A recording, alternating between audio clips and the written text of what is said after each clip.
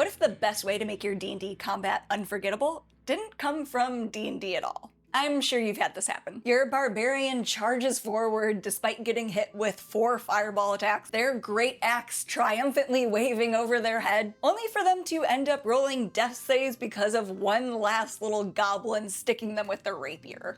With a flippin' toothpick. Anticlimactic, right? And sure, hit points are simple, they're easy to track, but are they really what you want in your games? Do you want your players to just scribble -12 hit points without flinching? Or do you want them to carry a scar, a limp, a story that they'll be talking about for weeks? So I always thought hit points were fine. I thought they were just kind of an unavoidable part of RPGs that landed a little more heavily on the G part of all of it. But I was wrong. Like, very wrong. But luckily, that's where another system came and showed me the lights. Because here's the problem. In D&D, nobody really cares about HP until it's dwindling down into the single digits. Most of the time, losing hit points means absolutely nothing, which is like a jarring contrast to real life where getting hit in the chest with an axe would mean everything. And that disconnect, that's why a lot of these other fixes for combat, things like faster pacing, cooler monster tactics, clever win conditions, they all help, but they don't solve the real problem. And that's that your players aren't immersed. They don't feel like they're in danger. And that's where Tales from Elsewhere's Clockworld comes in. Even though Peter's a friend of mine and he ran not 1, but 2 one-shots of his system for me and some other D&D YouTubers you might recognize, despite all this, today, I'm still gonna steal from his brilliantly designed game anyways. That's right, this is yet another edition of Steal This Mechanic! The game show where I take things I love from other games I play and think about how I'd tinker with them to put them into D&D. Just fun little experiments, a round of what-ifs for us game mechanic nerds out there. Now, the Tales from Elsewhere system is more on the grittier, slightly more deadly side of the TTRPG spectrum, but not in the usual low hit points, everyone dies fast sort of way that we're kind of used to. With his game, Peter has made a strong case for ditching HP entirely and replacing it with wounds and conditions instead. So here's how it works. Instead of a big pool of hit points, you've got wound slots. For strain, these are superficial grazes and stresses. For serious injuries, these are ones that slow you down but aren't life-threatening. For critical injuries, those are definitely for like uh-oh moments. That's a dangerous, more severe sort of hit. And lethal injuries are wounds that are immediately life-threatening. And things get extra flavorful and intense with the Tales from Elsewhere system, because serious and critical wounds, those buddies come with conditions. In one of those games, Bone Wizard took a serious wound, not necessarily a big deal in itself, except for it was specifically an arm injury, and the condition he had as a result wouldn't let him use his two-handed weapon anymore. You know, the one our survival basically depended on. And if we hadn't dealt with that right away, we probably wouldn't have survived the encounter. And spoiler alert, if you watched the replay, one of us didn't. Meanwhile though, something like an unarmed cultist scratching at your face, that's just strain. But even strain stacks up over time, and enough of it can snowball into more of a serious injury. And let me tell you, this system felt more immersive immediately more than hit points ever had. But it did this all without using wounds as a deterrent to get you as a player to avoid combat, which is definitely something I've experienced with other systems that use more of these wound and condition types of mechanics. But this made it so that we could still enjoy that part of the game, but it was like combat suddenly had way more teeth. Sharp, pointy ones. And I didn't feel like I was just waiting for my turn. I was on the edge of my seat, invested in every single hit that my friends took. And of course, this is a big departure from how D&D works with hit points, right? So the real question is, can we actually run something like this in D&D? Let's find out. Now, obviously there's way more to Peter's system than just wounds and conditions. His whole combat design is actually very elegant. He's a dapper man, I'd expect nothing less. But if you'd like to try it for yourself, his fully funded Kickstarter with mere days left to it actually has a free playtest doc and the 2 one-shot adventures that he ran for the group I was playing with. So you can go to his Kickstarter and download those, you can go to his channel and watch the 2 one-shots, whatever floats your boat. Links are below. But here's the thing, D&D is pretty much married to hit points. And not only that, it's a highly heroic game. So at first glance, swapping in wounds doesn't feel like the most natural fit. But I ain't scared, Shug. If it were me, here's where I'd start. And honestly, I want to hear from you too. This isn't something that I've playtested yet. I'm just kind of letting these ideas percolate a bit. This is very thought experiment-y, just a sort of for fun kind of thing. So drop a comment and let me know how you'd riff on this sort of idea. So first things first, we need to turn HP into wound slots. In Tales from Elsewhere, everyone starts with roughly the same amount of wound slots. But in D&D, hit points between classes vary wildly. So we have to account for those differences between something like a barbarian and a squishy little wizard. Not to mention that there's feats, ancestry bonuses, all that sort of stuff. So there are a few different ways I'm thinking about tinkering with it. One option would be to focus in on class flavor. So you'd want to figure out how many types of each wound slot would make a barbarian feel tanky versus a wizard feel fragile. Another option I was considering is having this be more of a point buy sort of deal, almost similar to like stats. You could take base HP and constitution, then let players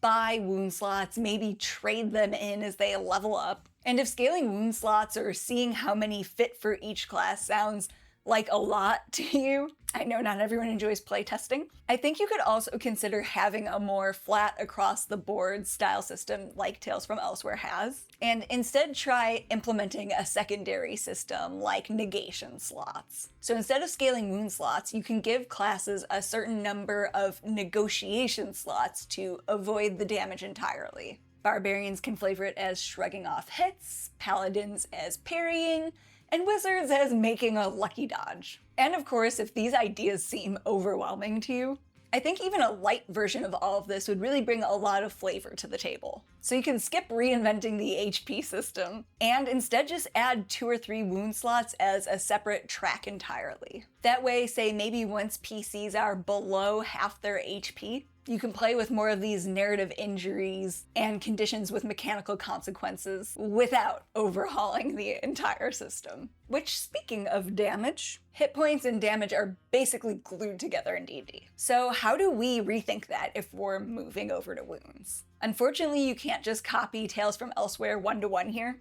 but here's how I'd start. For nat 20s, I just have them instantly be lethal to low-level enemies and minions. For tougher monsters, it'd be an instant critical, and then maybe only a serious wound for boss battles. For armor class, we can keep it as is. And so ultimately, we're really only swapping out what happens after we hit. And since D&D can have a wide damage range, I lean on more threshold style rules, think Daggerheart. So a greatsword rolling 2d6 has more chances to land a low number, which means a higher chance of getting a critical wound. Perfect. Leave as is. While a great axe with a d12 might look like this. 1 to 2 on it would be a critical injury, 3 to 5 is a serious, and 6 and over would be a strain. And for monsters, you can tweak it a little bit by roll. Simplify. So maybe minions can only inflict a strain unless they get a 1, and then it's a serious. But for big scary bosses, every strike they land might be a serious wound, and then maybe have the chance of being a critical wound on a 1. I think there's a lot of room to play with it, so be flexible. And honestly, I'd love to hear in the comments how you tune these thresholds for your table. But naturally, we also have to consider things like resistances and vulnerabilities. And luckily, these ones slot right in. If your barbarian is raging and resistant to piercing, slashing, and bludgeoning damage, any hit in that wound gets downgraded. Maybe even say that they can only get strains from these lower level attacks as a class feature. But on the flip side, vulnerabilities upgrade wounds. So if an awakened shrub takes fire damage, that strain would be bumped up to a serious and a serious to a critical. Now I know all of this sounds like a really big leap, but here's why it's worth playing with. With this wound and condition system, combat instantly feels more dangerous. It feels more dramatic, and it feels way more memorable. And that's not just because of the wounds themselves, that's the core, but it's also because of this next thing. Conditions are where this whole wound thing really comes alive. Sure, you can use D&D's existing conditions. You can even port over the ones from Tales from Elsewhere and kind of see how you'd fit those in. But honestly, what excites me the most is the idea of inventing new ones.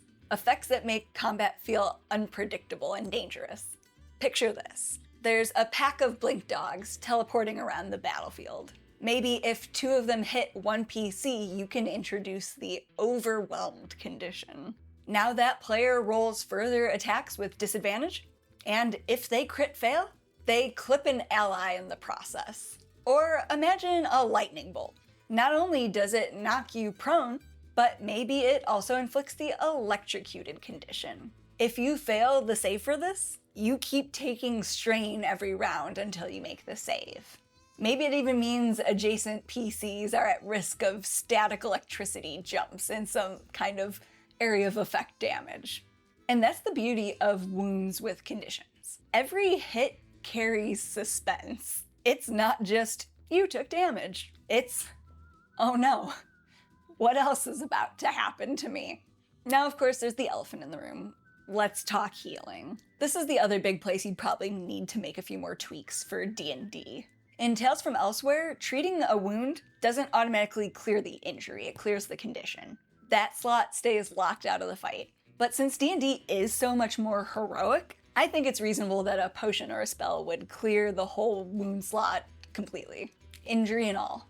So Cure Wounds or Healing Word, they erase a wound slot instead of restoring HP. Spells that grant temporary HP, now they grant a temporary wound slot. You could even tie certain healing spells to certain thresholds. Full rolls might clear critical or serious injuries. Lesser rolls might only clear strain. And by now you might be asking, why bother with all of this extra work? Here's why. What turns most people off about combat in D&D isn't always about the lack of speed or the complexity. It's that it often doesn't feel that interesting or immersive. A hit should feel like a hit, not a casual math problem. A wound system makes combat much more storytelling forward. And not just in the moment, but in the scars, the strategies, and even in the roleplay hooks that ripple out after combat's over. It creates choices that matter. It creates combat where you can feel the tension all across the table, and it makes your games unforgettable.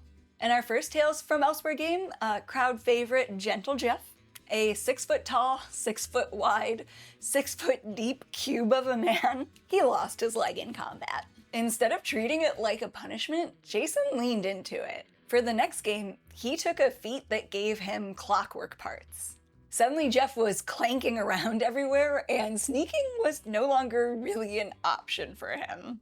And that wasn't forced by the GM. It was a story that Jason chose to tell as a result of what his character had been through. In another game, my character Marlo was impaled through the gut. She was leaving a trail of blood that eldritch horrors could track. So it forced me to burn a precious item just to increase my chances of survival. That's what wounds do. They turn combat into story. They force players to make hard calls.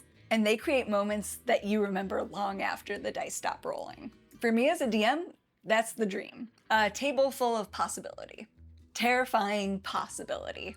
So again, this is just me spitballing. If you've already got your own cool way of tweaking hit points or replacing HP, drop it down in the comments so I can steal that too. And yeah, I know it's a big fundamental switch, but I do think it'd be really cool to try something like this for a short story arc, a high-stakes dungeon one-shot, or even just a gritty little side quest. And seriously, don't sleep on the Tales From Elsewhere Kickstarter. There are just a couple days left, so go grab your free playtest now. And as always, if you enjoyed this video, make sure to like it, to hype it, and to subscribe if you'd like to see more of my face in the future. And make sure to check out these videos next.